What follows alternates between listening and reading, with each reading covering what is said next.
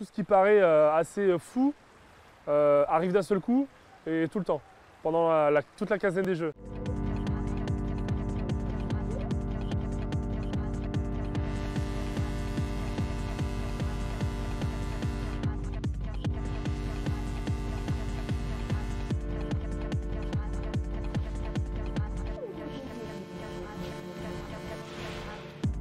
Alors j'ai commencé la natation à Fréville-Escarbotin dans le Vimeux.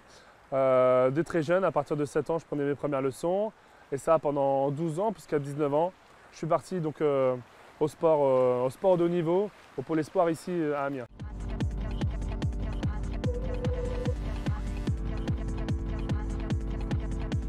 C'était le premier d'une longue série, mais le premier marque toujours en fait.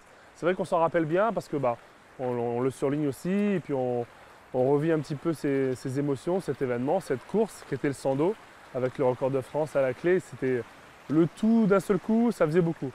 Et je me rappelle, voilà, c'était ma première qualification aussi en équipe de France, donc pour les championnats du monde, qui allaient se passer quelques mois après, à Rome. C'est sûr que c'était le début d'une longue aventure, mais on est passé forcément par des hauts et des bas, mais je peux me permettre de dire que j'ai plus eu des beaux moments que des mauvais.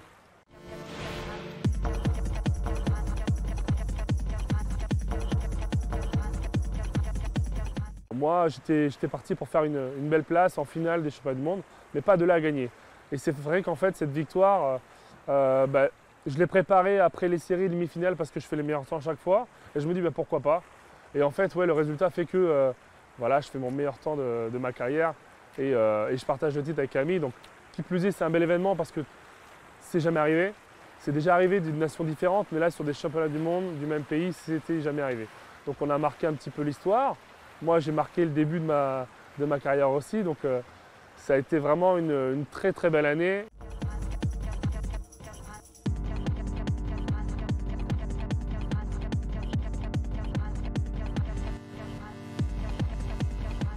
Oui, c'est vrai qu'on me considérait un petit peu comme un nageur, enfin le nageur français le plus polyvalent parce que j'étais capable de m'exprimer en papillon, en dos et en nage libre. C'est vrai que quand je suis un petit peu lassé de faire toujours la même course, là je me raccroche à une autre épreuve. Et sur ces championnats de France, c'est vrai que j'ai réussi à me qualifier sur beaucoup d'épreuves. Je ne les ai pas toutes faites à Barcelone, mais en tout cas j'ai arrivé à m'exprimer quand même sur pas mal d'épreuves et notamment avoir des médailles sur le relais 4 nages où j'ai nagé en papillon, en dos et sur les relais nage libre. Ça reste la meilleure compétition, le meilleur moment de ma vie, vraiment.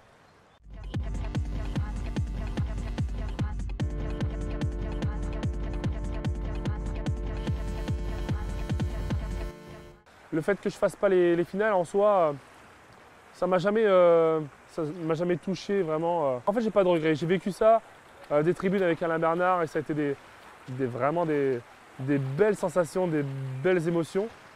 Donc je peux me dire que j'ai vécu ça déjà en 2016 en tant que nageur et en 2012 en tant que remplaçant entre guillemets, mais je ne crache pas sur mes médailles, c'est sûr.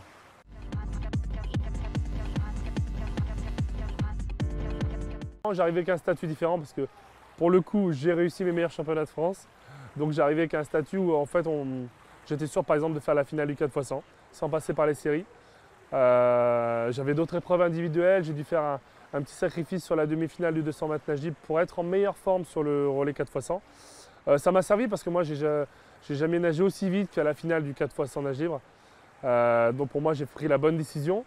Après voilà, on a trouvé meilleur que nous, les Américains étaient plus forts, mais on ne crache pas sur une médaille d'argent aux Jeux Olympiques. Et moi ça reste un moment vraiment, un de mes meilleurs moments en tant que sportif.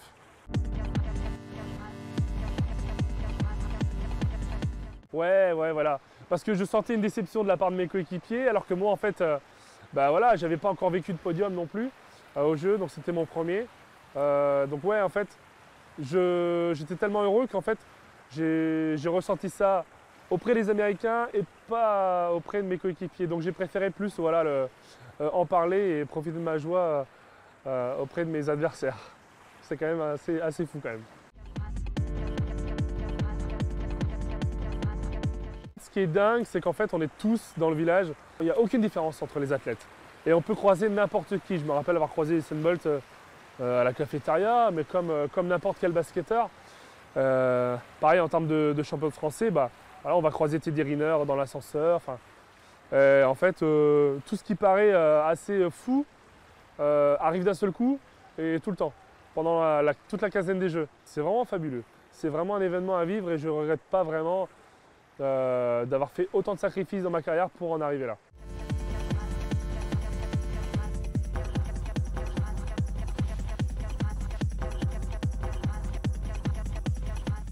Déjà, c'est une immense fierté de représenter le département avant tout.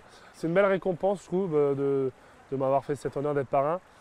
Parce que oui, j'ai donné, c'est sûr, pour eux, mais on m'a aussi soutenu pendant toutes ces années. Et ça, c'est un bon retour en fait. J'ai l'impression que la boucle est bouclée. Maintenant, je transmets le flambeau et c'est à d'autres sportifs de nous faire vivre des exploits français, amiénois ou du département, les sportifs du département justement, parce qu'on compte sur eux maintenant.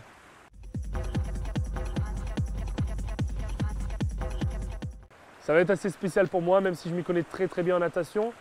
Il va falloir que j'enflamme un petit peu justement n'importe quelle course avec un Français aussi, parce que c'est ça, moi quand je vivais les Jeux à la télé quand j'étais très jeune, je tremblais tellement, j'étais stressé déjà d'une part par les athlètes qui allaient concourir, mais notamment aussi parce qu'on faisait vivre à la télé, on faisait vivre à la radio tous ces commentaires qui font que c'est des exploits sportifs. Et j'espère vraiment qu'on va en avoir avec des chances de médailles pour l'équipe de France.